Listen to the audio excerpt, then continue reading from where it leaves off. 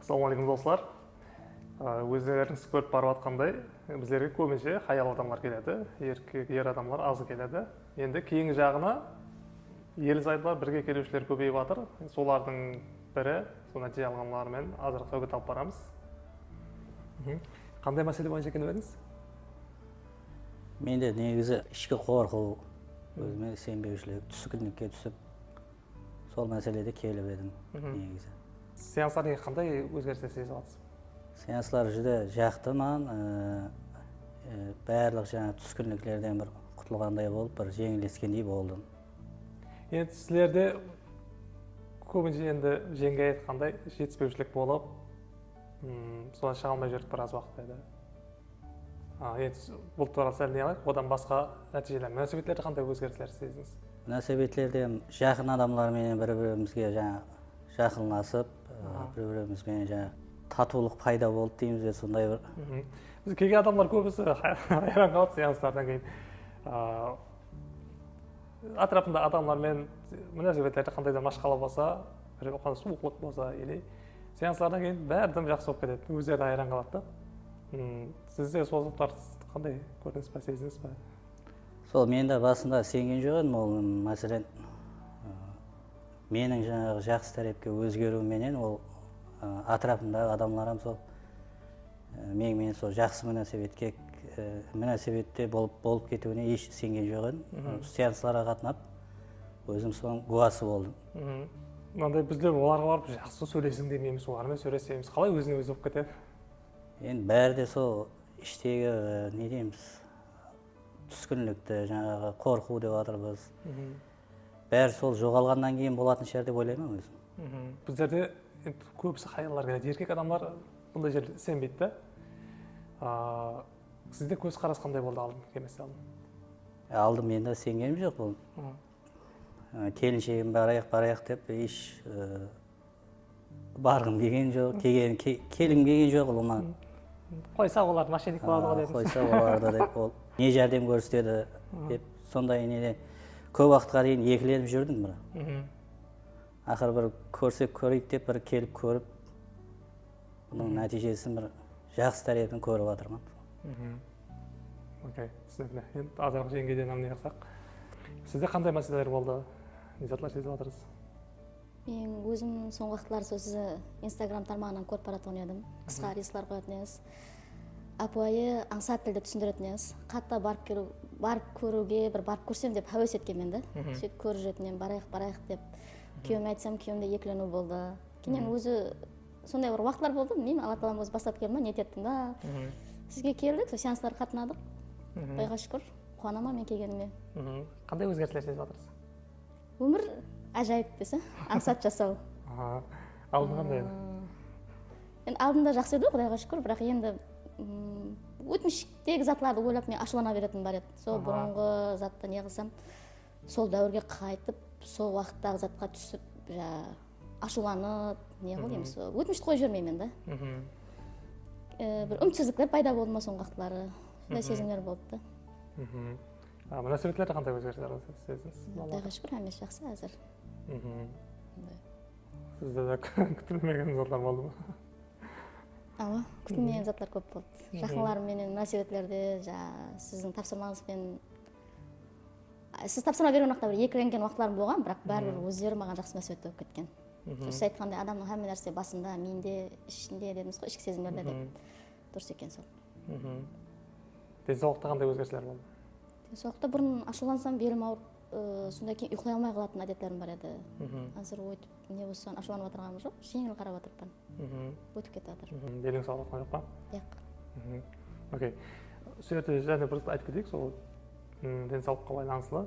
Көп адамдар бел ауырайды, аяғы ауырайды, физикалық жарақат болмаса, кезеліктердің көбісінің себебі психологик жарақатлардан болады. Бел ауыру болсын, аяқ ауыру, давление, сахар болсын, көп кеселіктер. Солар медицинаға барып емденіп жүреді, қайта-қайта тәуір болмайды. Себеп басқа жақта, адам психикасында. Солармен істемегенше адамның тәуір болуы қиын да. Бұл жақтың айтып отқанында бел ауыру ешқандай укол бермесек, дәрі бермесек те бәрі қойды. Көп адамларда сондай. Соны түсіндіруге әрекет етіп отырмыз. Түсінгендер келіп жақсы болады бәрі. Давление болсын, бел ауруы болсын, аяқ ауруы, аллергиялар бәрі. Және басқа қандай өзгерістер сезіп жатырсыз? күйеуімменен мәселелеріміз жақсы болды. Және бұрын мен қатты анандай не едім, тазалыққа айтар беріп па, қатты hamma нәрсе идеал болу керек еді мен үшін. Шашап тұрсам да hamma жер таза болу керек, hamma жер жаңағы не болу керек деген идеал дәрежеде болу керек та менің өзім ойымша. Перфекционизм.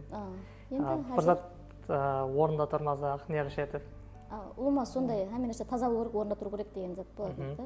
Енді әзір арқайластым, ондай нелер жоқ. Онда нерві жетіп жүрген жоқ па?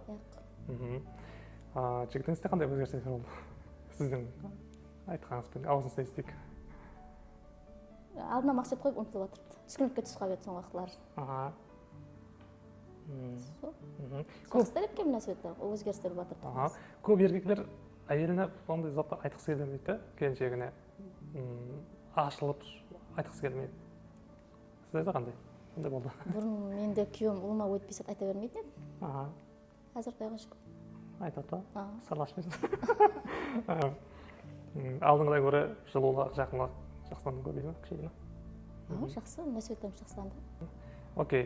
Және көпшілік хайырларда базылары енді бізге звонок еткенде хаял психолог жоқ па, еркек адамға ішімдегілерін қалай айтаман дейді. Және базылары қайта еркек адамға арқайын ете аламан дейді. Сізде қандай болды? Менде ешқандай ол машқала болған жоқ. Еркек адам болса да бәрібір өзінің ісінің ұстасына бару керек екен. Ішіңіздегілерді арқайын айта алдыңыз. Арқайын айта алдым. Ол ешқандай кесентпеді маған. Кейін көпшілік хаяларда еркек адамның вазипасын мойнына алып кетіп қиналып жүреді. Мәселен, бел ауруының себептерінің бірі сол. Жетіспеушілік болатқанда сізде қандай болады едіңіз? Менде сол шыдамсыздық болғанда, ер адамның алдына түсіп жүріп кете беретін болғанмын. Орын алмасып кету деп бас айта тұрсыз ғой психологияда. Сол нәрселерді мен алдын білмегенмен сеанстардан кейін түсіндім. Қазір мен еш нәрсеге басымды ауыртып отырғаным жоқ. Қазір менде бел ауруы басқа машқала болып отырған жоқ. Аллаға шүкір. Пұл бойынша не қыласыз қазір? Сәт қайғырмаймын. Алла тағалам береді. Пұл келеді. Жауапкершілікті өтердіңіз ба байқа? Мен сәтқа басымды ауыртып отырғаным жоқ қазір. Қандай екен сөйтіп жасау? Жақсы. Сәт жасау. Әзірлік екен? Проблемасы жасау? Окей. Енді ағамыздан сұраймыз. Жетіспеушілік бойынша сіздегі пікірлерді естісек. Қандай болады алдын жетіспеушілік болған кезде өзіңіз қандай сезетін едіңіз? Неге қазір алдыға басып кетіп отырсыз, неге алдын сол баса алмай жүрміз? Себебін жетті? Сол жаңа алдын айтып өткенімдей түскінлікке түсіп, екіленіп, өзіңе сенбей, сол себептер шығар деп ойлаймын. Енді қазір ондай нәрсе жоқ. Сол алдыға қарай әрекет қылып. Окей, план тауып жатсыз және үлкен істарға әрекет етіп жатсыз. Мейді қандай өзгеріс болып қалды? Әзір көп адам сол жетіспеушілікте жүргендер сол шыға алмай жүрді. Сізде олар сол түсіну үшін қайтып түсіндіресіз? Не зат өзгеріп қалды? Алдыңғыдай өзіңіз алға басуға шектеу деген жоқ. Енді алдыңғыдай қорқу жоқ. Түскінліктен шықтық. Құдайға шүкір. Әрекет қылу керек, главный. Окей. Сол жерде және бір айтып кетейік. Біздер ешкімге ақша бермейміз, қарызын кредитін төлеп бермейміз. Біздердің жұмысымыз тек адам миында шектеу алып тастау болған. Ол шектеу кеткеннен кейін адам алдыға басып кете береді. Қареген проблемасынан шығады. Пұл керек болса пұлын тауып кете береді. Бұл жағам, құдайға шүкір, 2 ай алдыңғы жағдайынан қазір әдеуір жақсы. Алды қарай баспай, ойланып, екіленіп, бола ма, болмай ма деген ойлар болады. Әзір ондай ойлар жоқ. Бұрынғы өткен нәрселерді мәселен ойланып, ашуланып, соны ішке салып, мысалы, сондай болып жүретін. Мен солардың несінен шығар, еш жүріспей, талап, келіспей жүріп. Солардың бәрін ұмытып. Тәсір етіп қанша пайыз? Қазір бәрін ұмытып, алға қарай әрекет қылып жатырмыз. Қазір қандай проблема бар әзір? Шешілмей қалған не затыңыз бар? Қазір құдайға шүкір проблема жоқ. проблемалардың орнына мақсат. проблеманың орнына мақсат пайда болды. Сол мақсатқа қарай әрекет қылып.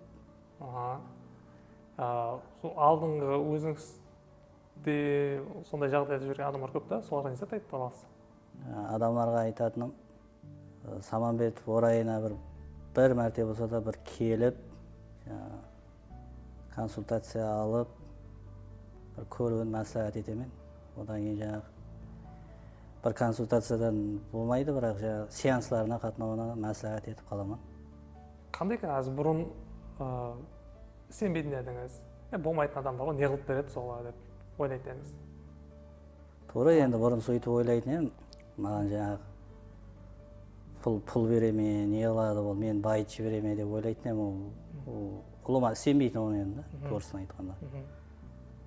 Енді бұл сеансқа қатынап, сіз енді жаңағы пұл бермейсіз, байытпайсыз, бірақ енді соған бір не дейміз, әуелі Алла, кейін сіз курсларыңызға қатынап, сеансларыңызға қатынап, соған бір не дейді, бір жол көрсетіп бердіңіз деп ойлаймын да. Сіздерден сеансларды алып болдыңыз. Тикарға қалеген ниетіңізге ерістіңіз бе? Ерістім. Біздердің беретініміз енді Аллах Тағала, біздер тек себепшіміз, нәтиже Аллахтан. Адам келген адамның бәрі проблемадан толық құтылып, хатыржан болып қалады. Сізде енді қандай батыр? Сол менде де бәрі жақсы. Адамдарға сол келуді ұсыныс етеремін. Құры Инстаграмда курс сатып алып, болмаса қысқа рилстарды көріп отыра бергеннен пайдасы жоқ. Сеанс алып, іште өзгеру керек деп ойлаймын. Адам пікірі өзгерсе, әлем сырттағыларда өзгереді екен. Бізде суммалар арзан емес. Мен Ерлі-Зайып бірге келуге нормальный сумма шығардыңыз. Өкінесіз ба төлеген болыңызға? Яқ, мен еш нәрсе өкінбеймін. Адамдарға да ұсыныс етеремін. Қымбат деп құры жаңағы нелерге не қылмай, арзан жерлерге жуырмай, нәтижеге ерсетін жерге келің деп ұсыныс етіп қалар едім. Разысыз ба? Разымын. Окей, онда Құдайға десек, кейін жағына да және әзет жасаң. Қайырлы болсын. Рахмет, өздеріңізге де жұмыстарыңызда табыс болсын. Рахмет. Сондай адамдарды түскіліктен шығарып, һәм менің өмірімде өзгеріс кіртуге күш жігер тілеймін. Әуелі Алла, кейін сіз себепші отырсыз ғой. Аллахтан. Рахмет, сау болың. Сау болың. Айтпаш. Құдайға десе, өміріңіз бұдан кейін және де жақсыланып кете береді. Сол әменің арзуы шетелге саяхат қылу, сіздерге де сол Түркияға 2 адамға жолданба сау қыламыз. Рахмет. Құдайға десе, қыдырып және де мәс болып жүре берің. Болады, рахмет, көп күткен жоқ едік. Рахмет, жұмыстарыңызға табыстар болсын. Рахмет, сіздерге де табыс. Қайырлы болсын. Рахмет. Рахмет. Сау болыңыз. Қандай айтып жүрекшіктен ғой, рахман. Енді мен сөйтіп жаңа 1 теңге беріп айттырама 1000 теңге беріп тоқтата алмай деген болды ғой, өзіне мен айтайын. Сізге көп рахмет. Расын айтсақ, бұл ұлыма күтілмеген сауға болды. Һәм сеанстарға қатынадық. Сізден не қылдаймыз? Өмірге деген көзқарасыңызды өзгерттіңіз, бір жасау басқаша. Оң үстіне 2 адам жолдама беріп, расын айтсақ, албырап тілімсем жаңа не қылмай, көрмелмей қалды, не қылдаймыз? Рахмет, жұмыстарыңызға табыс болсын. Рахмет, сізге де рахмет. Сау болың. Рахмет. Рахмет, сау болың.